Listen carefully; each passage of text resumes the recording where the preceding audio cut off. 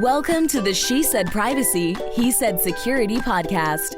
Like any good marriage, we will debate, evaluate, and sometimes quarrel about how privacy and security impact business in the 21st century.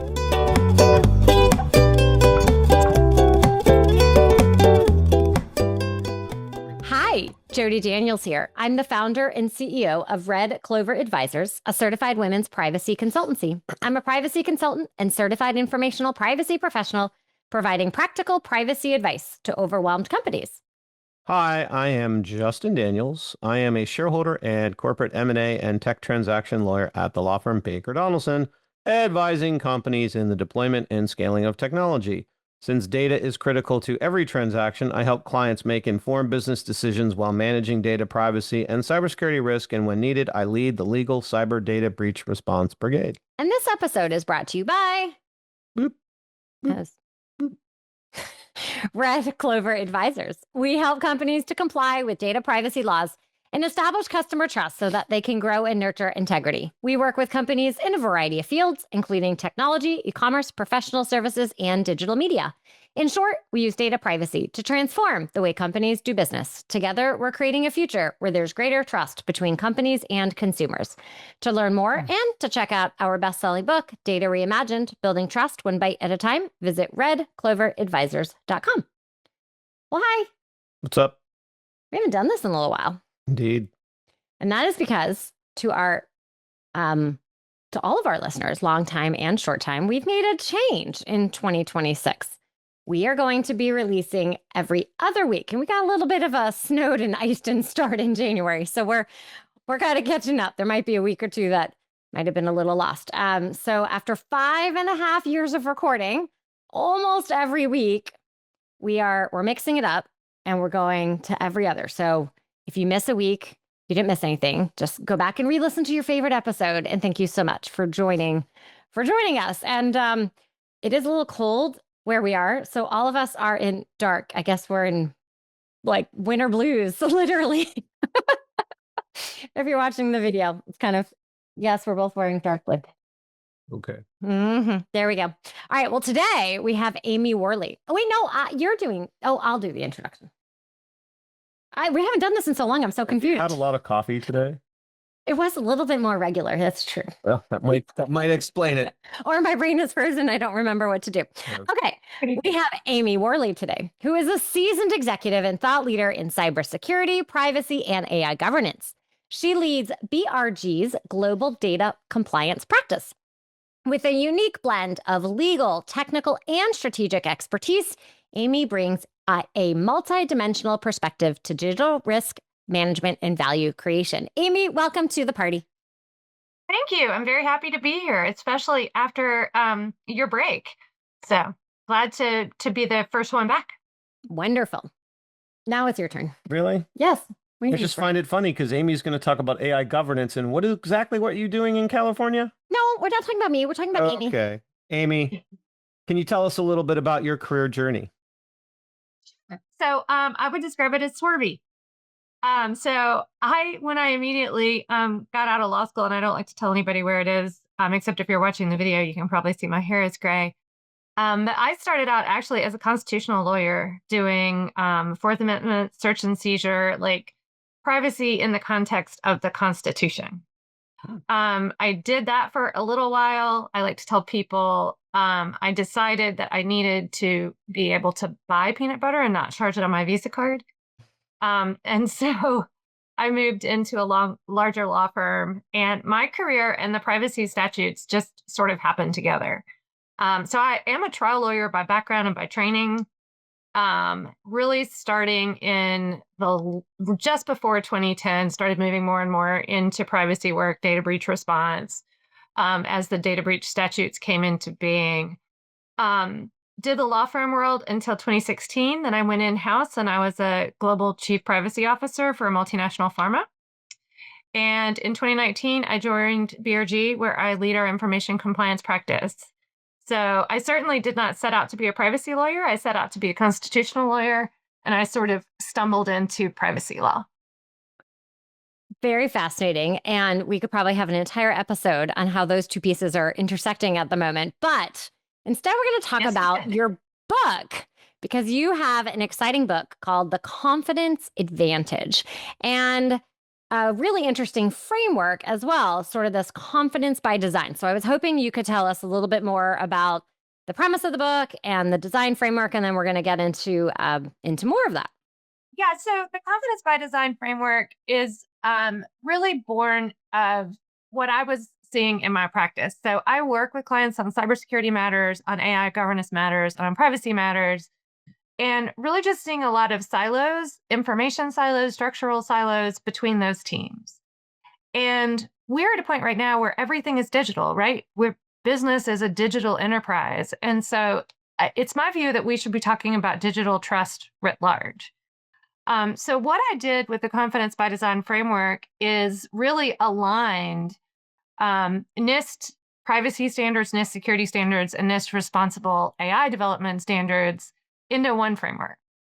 And following the 11 principles, organizations can hopefully use the same language to talk about digital trust, to manage it at the enterprise level, and to be able to educate like the basic workforce member, like what are the things that I need to know to do and to not do to help us leverage this data to grow the company and also in a way that appropriately manages risk.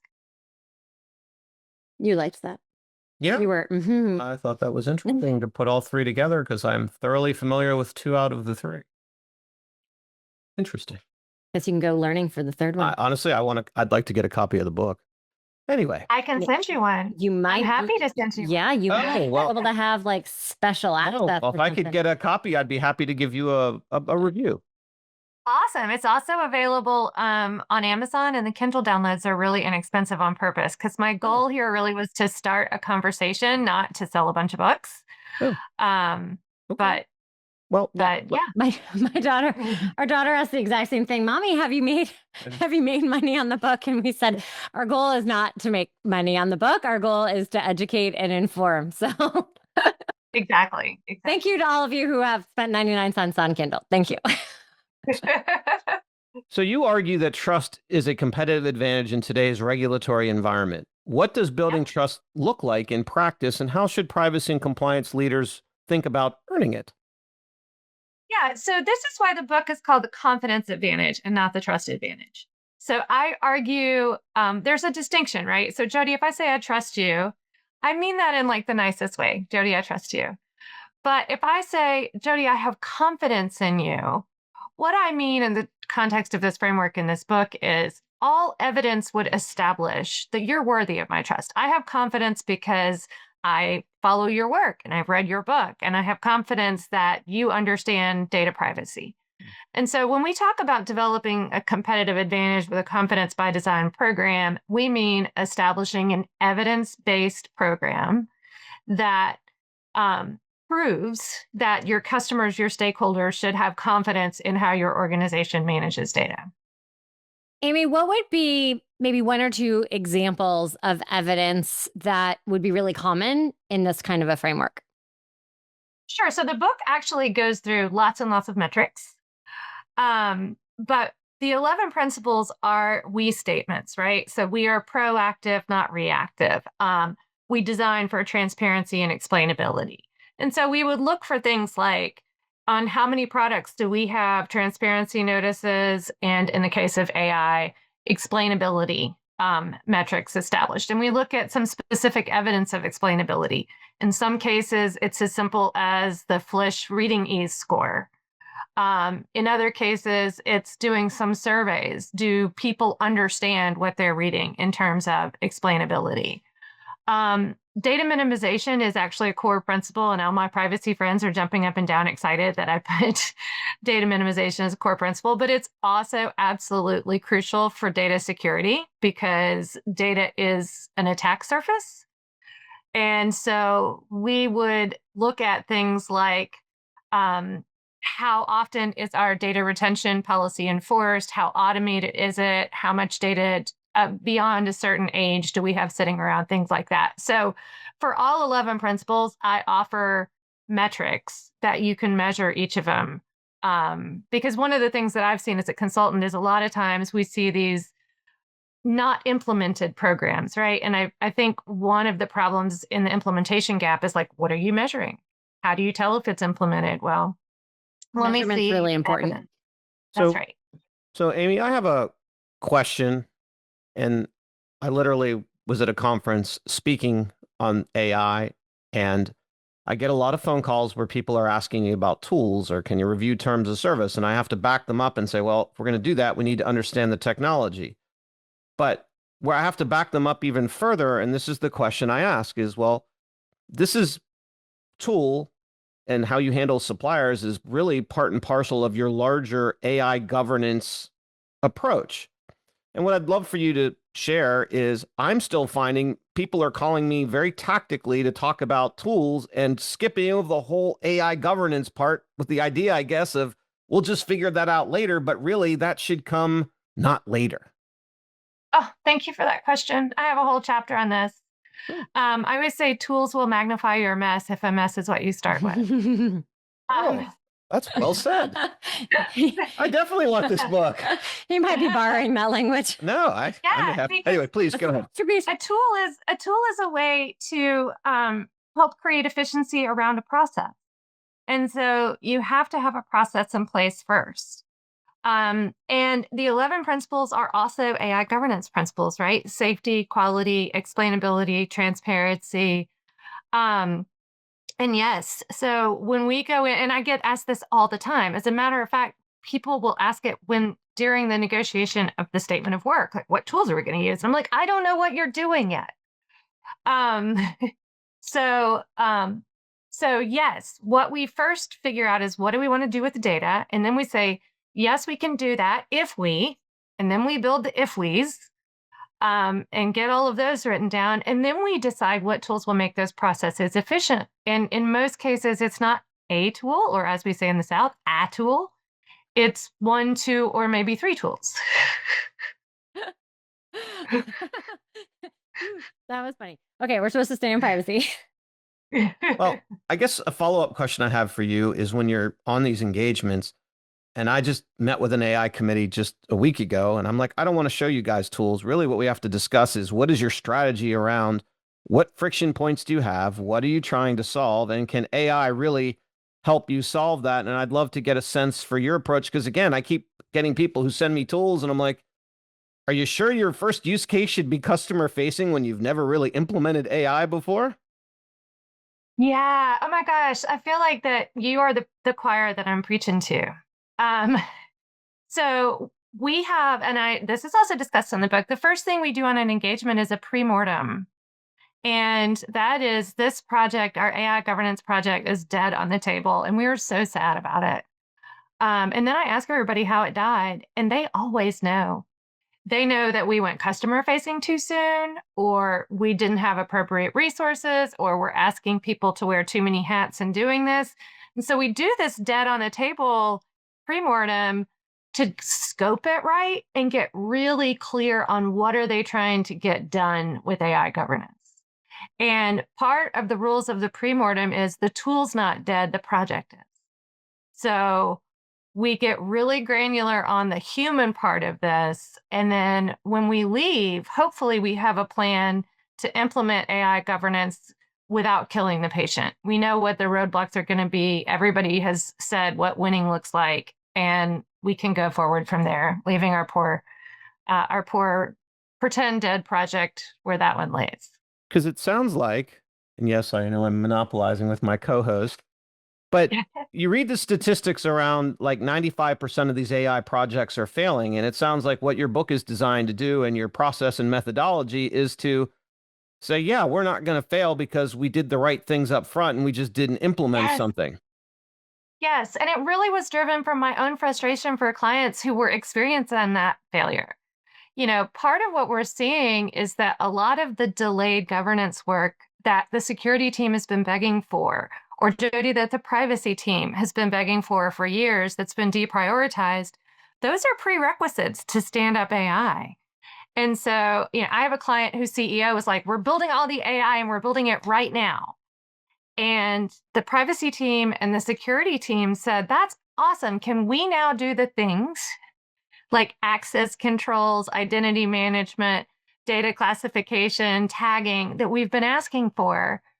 And the CEO was like, we don't have time for that. And then they learned really quickly that the AI won't work without it, at least not in a trustworthy way. And the book has some pretty scary case studies where, for example, AI pulled up non-material public information because it wasn't appropriately classified in their system. And for those of you that don't know, that would be the type of stuff that sent Martha Stewart to jail. That's the good insider trading information. So I think there really is part of the reason for that failure is that we haven't been doing the things we were supposed to be doing with data. And now we're trying to, optimize, and we have a Ferrari with no brakes. So isn't what you just said about we don't have time for that another way of saying the race to market is what matters, and all of these things about privacy and security get shunted to the side until, of course, it inevitably will blow up like it has with other technologies that have preceded this one? Yeah, and I argue in the book, we have a $1.5 trillion investment in AI, right? So we can't afford to get this wrong. And that's part of the reason for the framework coming out right now. I also cite a McKinsey study that if you get digital trust right, you are 1.5 times more likely to grow your bottom line by 10%. So while I am certainly a compliance professional, a recovering lawyer, there's also really good business reasons to do this right now. I mean, the average cost of a data breach last year was $10 million. And AI is resulting in data leaks and data breaches at astonishing rates. I was just going to add, especially for anyone listening who might be struggling to get their privacy program and security program the attention it needs. I have seen a lot of companies have success, maybe not the case study, Amy, you shared, but there are other companies who are now able to wave the wand. Wait, you have to get these things, and then you can have your AI project. So piggybacking on your AI friends or AI projects and making sure there's some AI governance is one of the ways to help move the privacy and security program forward. And I've seen success with that. And I would say that the first 4 chapters of the book, so the book is actually written not necessarily for privacy pros and CISOs, though I want them to read it and I want to have a conversation about it. But the first 4 chapters of the book are the business case for C-levels, for board members, for investors of why this stuff is it's a commercial imperative at this point. It's definitely required from a regulatory perspective. It's absolutely required from doing the right thing and to create customer trust, but it's also business enablement. Love it. So, since you sit astride both privacy and security, would you like to share with our audience a special tip that you might have in one of those areas? So it's funny you should ask, because this is one that drives my children crazy. I have teenage kids. I always say buy dumb things. So I don't do Alexa. I'm probably going to make people's phones blow up. I don't do Alexa or Siri or, a smart refrigerator or smart Nest or any of those things, because to my mind, they are all surveillance opportunities. And so my own sort of personal privacy hack is where it makes sense, buy dumb things. Now, I do have a smart TV because to my mind, there's a consumer balance there, right? And when it tells me what I want to watch, it's usually right. The other thing I'll say is I have MFA on everything. I have it on my credit cards. I have it on every account that I have. And both of those are just kind of simple ways, both to protect privacy and security. And when you're not writing a book and advising clients and talking about frameworks, what do you like to do for fun? This is going to sound like the nerdiest thing ever. I will preface it by saying I'm from Eastern Kentucky, and so I'll give you a reason why. But I make quilts, and I do it the old-fashioned way by hand. And I think it's because I go so fast all day, every day, and I live in the tech world all day, every day, that there's something just both creative and soothing and relaxing about sitting and making something with my hands. I love it. Well, Amy, thank you so much for coming. If people would like to connect, learn more, and grab a copy of the book, where should they go? The best place is to go to the book's website, which is www.confidenceadvantage.io. There's a link to Amazon there. There's also a resources page. So for all of us out doing this work, every study I cite, every reg, every statute, every case study, I put all of that up on the website because, again, the idea behind the book is to have a conversation and help folks in this space have access to this material. The contact me form comes directly to me. If you have thoughts about the book, let me know. I want to talk about it. Well, we are delighted that you could come here and share, and we're happy to help continue and spread the conversation. So thank you so much for joining us. And thank you to both of you. Thanks for listening to the She Said Privacy, He Said Security podcast. If you haven't already, be sure to click subscribe to get future episodes and check us out on LinkedIn. See you next time.